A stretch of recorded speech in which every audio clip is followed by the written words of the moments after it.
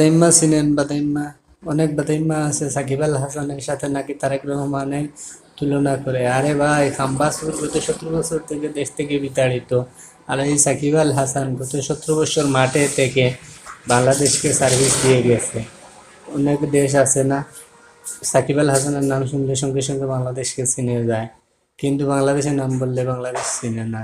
বাংলাদেশকে এই বিশ্বের দরবারে প্রতিষ্ঠিত করছে এই একটাই নাম, আর সেটা হচ্ছে সাকিব আল হাসান। এই সাকিব আল হাসানের সাথে তারেক রহমানের কোনো তুলনা হয় না।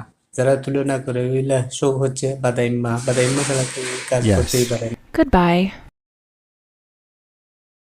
বাদাইম্মা চিনেন? বাদাইম্মা, অনেক বাদাইম্মা আছে সাকিব আল হাসানের সাথে নাকি তারেক রহমানের তুলনা করে। আরে ভাই, খাম্বাসপুর গত 17 বছর থেকে দেশ থেকে বিতাড়িত, আর এই সাকিব আল হাসান গত 17 বছর মাঠে থেকে বাংলাদেশকে সার্ভিস দিয়ে গেছে।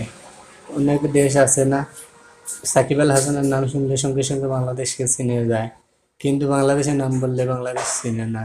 বাংলাদেশকে এই বিশ্বের দরবারে প্রতিষ্ঠিত করছে এই একটাই নাম, আর সেটা হচ্ছে সাকিব আল হাসান। এই সাকিব আল হাসানের সাথে তারেক রহমানের কোনো তুলনা হয় না।